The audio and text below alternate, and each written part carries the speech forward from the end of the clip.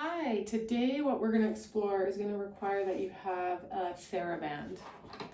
The other thing that works well are their beach body loops, I think, but you see a lot of people put them around their thighs, and they're a smaller looped band. So you're going to need a Theraband or beach body band, and then I've got it attached to my rope wall, which you probably don't have.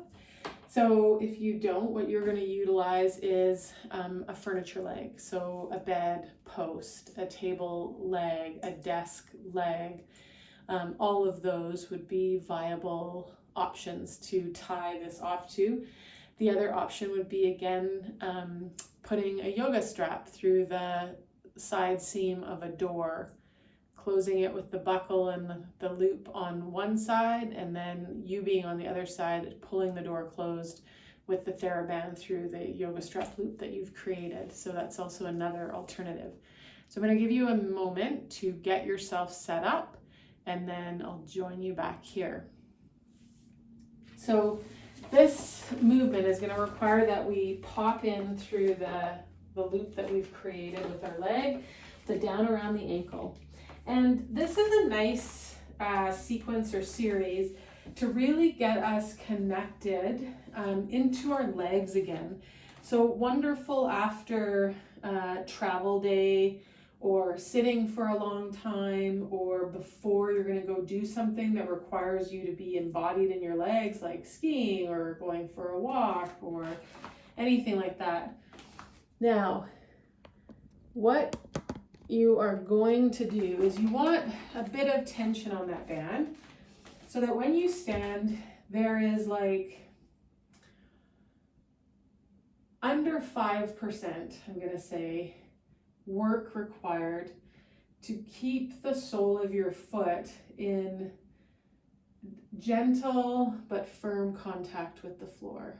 Okay, so you want to be needing to really sense and contact the floor with the sole of that foot and have enough tension on it. You want to have weight in both legs. And then what you're going to start to explore is de-weighting that leg with the band. And what that's going to look like is this sense of drawing the heel up away from the floor. That is going to have your foot have to change position and engage, the heel lift up, the knee and the hip change position. And then I'm going to reach my heel, moving through the foot, moving through the knee, moving through the hip, back down to the ground. Okay, so I'm having to decelerate because the band is trying to just pull my leg and foot out from underneath me. So I'm having to control it as I go this way and de-weight that leg. And as I come and bring that leg back on under me. And you want to make sure you come all the way back to feeling complete contact with the sole of the foot and weight in both legs. As you de-weight the legs, some things you want to be aware of are, like, what does the pelvis do? What does that center of mass do? Does it fall to one side or the other?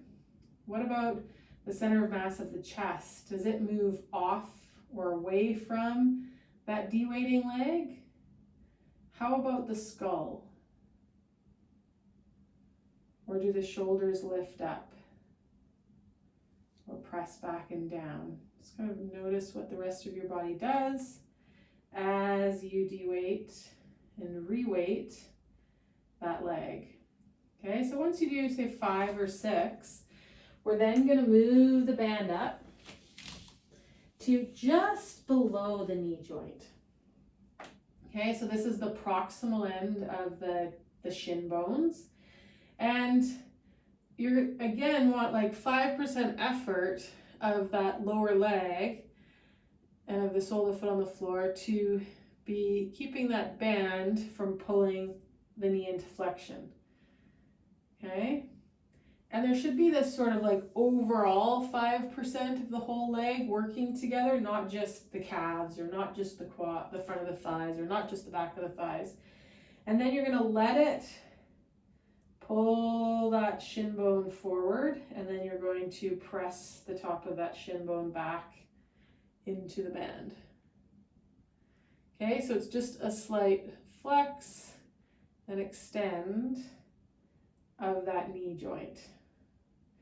Now, if you're somebody that tends to lock out their knee joints when they stand, this band and this resistance will give you a sense of finding that place and that tension in the rest of the musculature that you don't lock out the joint. So you want to make sure that you've got enough tension on that band that you work to straighten the knee, but not go to the place where you don't have to work and the joint's locked out. Okay, if you're somebody like me that struggles with hamstring tightness, now we're going to move the strap above the knee joint. This is a really great way for me to start to be able to fully extend that knee.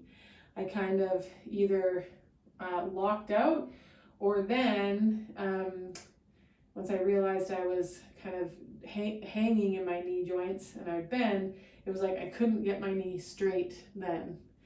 So now at the distal end of the femur, just above the knee, you're going to again let it pull the knee forward, and then you're going to use that end of the femur to reach back into the band.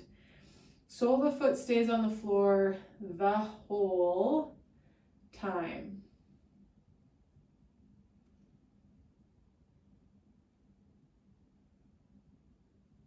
And you only come to as much flexion in that knee as the pelvis doesn't drop to one side or the other.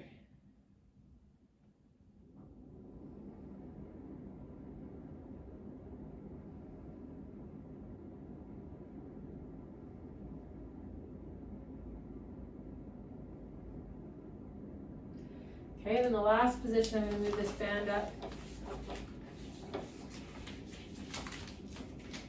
I'm actually going to move it up the wall here at this point. So if you had something that had the band only be able to be low, low, low, you might find that you've got to reposition where you can get the band up higher on that femur, the mid femur. And again, standing, and I'm just going to let it pull the knee into some flexion. Just like the first movement though, I'm going to let the heel draw up. And then I'm going to reach that heel back to the ground. And I'm going to let that heel draw up. So the first one and the last one, heel is drawing up. The middle two positions, we're just rocking in that knee joint. Sole of the foot stays flat on the ground.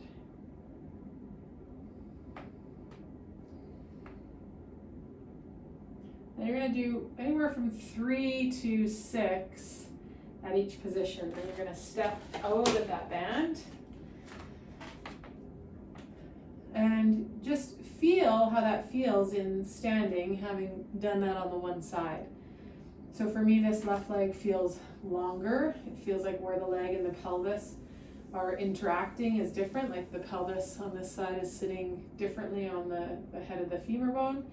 And I feel more length actually from the top of the leg right up to my armpit. So you're gonna go through that on the other side. So starting down low on the ankle, this idea of drawing the heel up and then bringing it back down, and then just below the knee, the proximal end of the shin bones, and then the distal end of the femur, so just above the knee, and then back further up on the thigh, this time again with that sense of drawing the heel up. So give it a try. Let me know what you discover, what you become curious about, and what stands out to you as you play with that exploration.